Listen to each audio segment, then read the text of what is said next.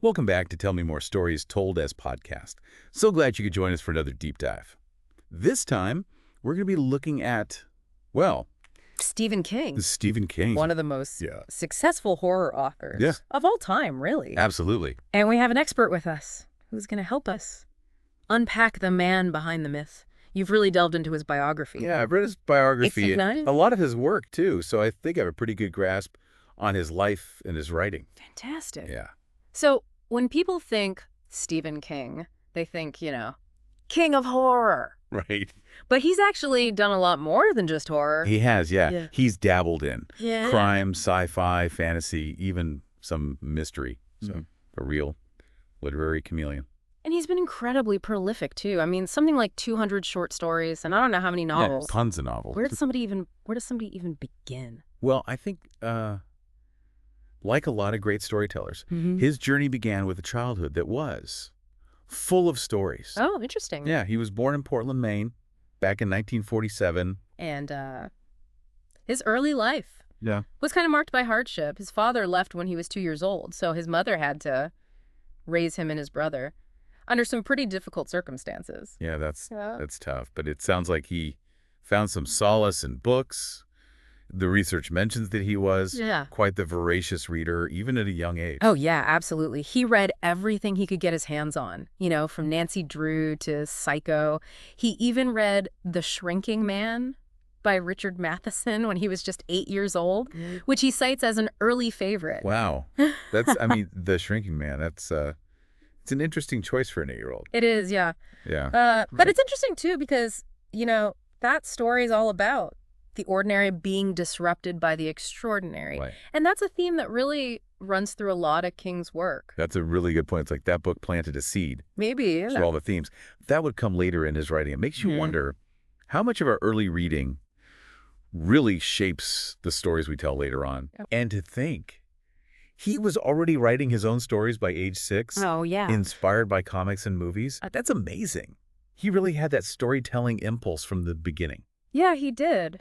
By the time he got to high school, he was contributing to his brother's newspaper and even selling stories to his friends. Wow. So writing was clearly in his blood. But how did he go from selling stories to his friends to becoming, Stephen King? Yeah. Global phenomenon. Right. Well, I think we have to start with Carrie. Okay. His debut novel. His debut novel, yeah. That's really the book that launched his career. But before we dive into that, I think there's something else we should talk about. Something that's always fascinated me. Okay. His use of a pseudonym. Oh.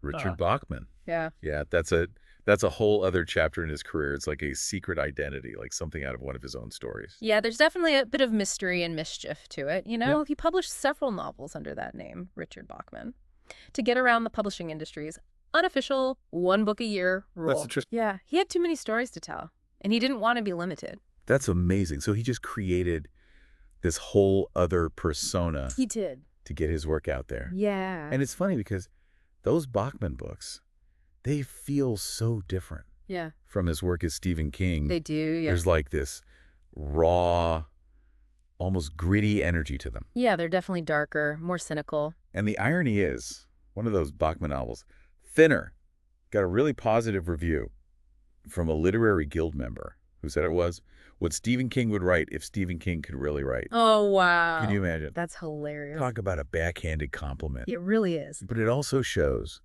how versatile he is as a writer. Absolutely. That he could create these distinct voices. Yeah, he was a master of style. And he clearly had a sense of humor about the whole thing.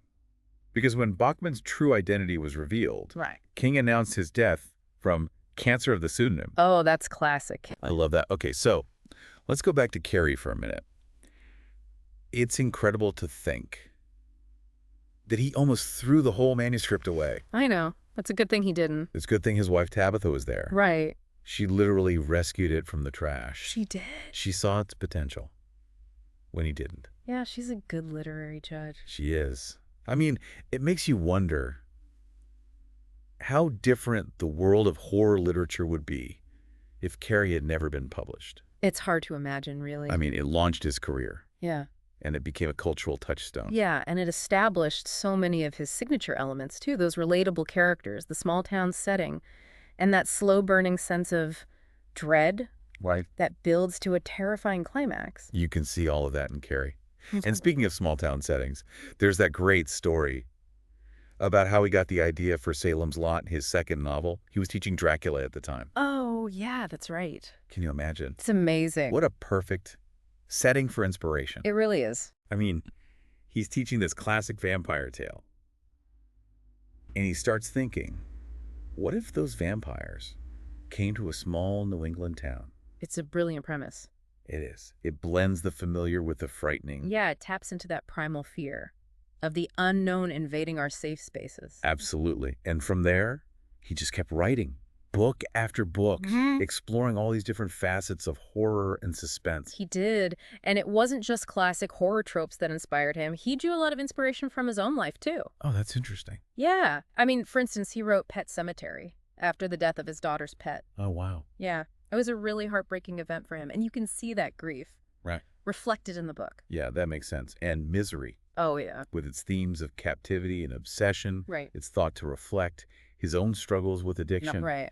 It's incredible how he can take these personal experiences Wow. and turn them into such powerful and resonant stories. He's a master of channeling those emotions into his writing. He is. And, it's kind of eerie how King's own life has sometimes mirrored the terrifying events in his books in 1999. He was hit by a distracted driver while he was walking. Oh, An yeah. accident that really echoes some of his own stories Absolutely. about ordinary life, Mhm. being shattered by the unexpected. It's like something out of one of his novels. It is. And you know what's even stranger? What? He ended up buying the van that hit him. No way. Yeah. What did he do with it? Well, he had this urge to smash it to pieces. I can understand that. But his wife convinced him to just get rid of it quietly. Oh, wow. So is that out there somewhere? I guess A so. piece of literary history with a dark secret. Right. That's both fascinating and a little unsettling. It makes you wonder if, Yeah. on some level, he wanted to confront that real-life horror that had invaded his world. It's possible. It's like he was trying to control the narrative, in a way. But before we Yeah. go too far down that road, why don't we take a moment to remind our listeners to hit that subscribe button so they don't miss the rest of this deep dive. Good idea. We'll be right back. To explore King's writing style, his critical reception, and his lasting influence on the literary world. I can't wait. Yeah, it's really something. How he turned that experience into fuel for his writing. It's almost like he used writing Yeah. as a way to process that trauma. Exactly. And the fact that he Yeah. not only survived the accident, but kept writing at such an incredible pace is just amazing. It really is a testament to his And resilience. to the power of storytelling. Right. Like, he just wouldn't let that accident stop him. Not at all. In fact, he published some of his biggest novels after that, like Under the Dome Oh, yeah. and 11263, Right. and even a sequel to The Shining called Dr. Sleep. That's a great book. It is. It's really interesting how he revisited those themes from his earlier work in a new way. And almost like he was, It is. coming full circle. And he's also collaborated with his sons, Oh. Joe Hill and Owen King. Yeah, they're both writers, too. Creativity must run in the family. It seems like it. And let's not forget his foray into musical theater. Oh, yeah.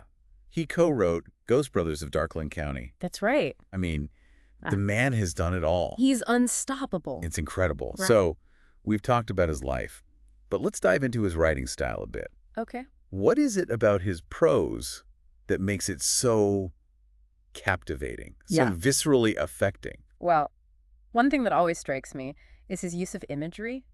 Oh, yeah. He's a master of description. He can make you feel like you're right there in the scene, experiencing everything alongside the characters. Do you have a particular example that comes to mind? There's this passage from The Body that I've always loved. He's describing a childhood clubhouse, Okay. you know, the kind with a tin roof, and a rusty screen door. I can picture. And he writes, no matter what time of day you looked out that screen door, it looked like sunset. When it rained, being inside the club was like being inside a Jamaican steel drum. Wow. That's beautiful. It is, isn't it? It's not just visual. It's almost synesthetic. Yeah. You can feel the warmth of the sunset Yeah. and hear the rain drumming on the roof. Exactly. He takes these everyday details and makes them feel magical. It's like he's tapping into some universal experience that we all share. I think that's a big part of why his stories resonate with so many people. Yeah, he speaks to something deep within us. Absolutely. Of course, not everyone loves Stephen King. Right. Some critics have dismissed his work as non-literature or even penny dreadfuls. Yeah, there's this tendency to look down on genre fiction as if it's somehow less worthy. Which is ridiculous. I mean, good storytelling is good storytelling. Exactly. And King is a master storyteller. Absolutely. And it's worth noting that a lot of respected authors have come to his defense. Oh, yeah. Like Cynthia Ozick, she called him a true-born writer. And Joyce Carol Oates praised his ability to evoke the atmosphere of Maine. Right. His sense of place is really strong. It is. And his influence on other writers is undeniable. Authors like Sherman Alexie and Junot Diaz have cited him as a major inspiration. Yeah, it's interesting how often his protagonists are underdogs. Right. Ordinary people, Yeah. thrust into extraordinary situations. It's a theme that resonates with a lot of people, Yeah. especially those who feel like they're on the fringes of society. And King himself has said Right. that he's more interested in exploring the human condition than just scaring people. That makes sense. Yeah. He wants to understand how people react Yeah. when faced with the monstrous, Yeah. with the unknown. Right. And in doing so, he reveals something profoundly human. Absolutely. So we've talked about his writing, Yeah. but there's another aspect of his life that I think is worth mentioning. Okay. His philanthropy. Oh, yeah. He's incredibly generous. He is. Supporting libraries, fire departments, All schools. sorts of organizations. He believes in giving back to his community. And using his success Yeah. to make a positive impact on the world. It's clear that he's not just a great storyteller, but also a compassionate human being. Definitely. Someone who cares about people Yeah. and about making the world a better place. That's a great way to put it. So, we've covered a lot of ground today. We have. From King's humble beginnings to his phenomenal success and his enduring legacy. It's been quite a journey. And we've only scratched the surface There's so much more to discover. about Stephen King and his work. Absolutely. So we encourage you to check out the source material we've provided and do some exploring of your own. Dive into his novels, his short stories. His essays, even his forays into other media. There's a treasure trove of stories just waiting to be discovered. But before we wrap up this deep dive, I want to leave you with a thought-provoking question. Okay. Despite achieving global fame and fortune, King has chosen to stay rooted in Maine. That's right. Why do you think that is? That's a good question. How has that sense of place shaped his work? Well, Maine is a very specific place. It is. With its rugged beauty Right. and its haunting history. You can definitely feel that in his writing. You can almost sense the presence of Maine in his stories. It's like the state itself is a Not character big. shaping the mood and atmosphere of his narratives. And I think that's part of what makes his work so compelling. It's rooted in a real place. A place with a strong sense of identity. A place that's both beautiful and terrifying. Yeah. Just like King's stories, it's like Maine itself whispers those stories to him. It really does. So, for listeners who are maybe new to Stephen King, where would you recommend they start? I think Carrie is always a good entry point. Yeah. It's a classic for a reason, and it really showcases all the elements that make King's writing so compelling. The relatable characters. Yeah. The mounting tension. That shocking climax. Exactly. It's a masterclass in suspense. It is. And for those who are already familiar with his novels, I highly recommend checking out his short story collections. Oh, yeah. Night Shift and Skeleton Crew are both fantastic. They're great. Yeah, they offer these bite-sized glimpses into King's imagination. Perfect for a spooky night in. Exactly. And for those who are Right. really ready to go all in, there's always the Dark Tower series. Oh, yeah. That's a whole other level. It's epic. It is, spanning multiple worlds and genres. Horror, fantasy, Western, even a little bit of sci-fi. It's all in there. Yeah. And it connects so many of his other works in really surprising ways. That's like the keystone Ah, of his entire literary universe. exactly. Well, we could talk about Stephen King all day, Yeah. but unfortunately, we've reached the end of our deep dive. I know. It's sad to see it end. But I hope you've enjoyed exploring the life and work of this master storyteller. It's been a pleasure. And as always, we encourage you, our listeners, Yeah. to tell us more. What are your favorite Stephen King books? What do you think makes his work so enduringly popular? Let us know. And until next time, keep exploring, keep learning, and keep those stories coming.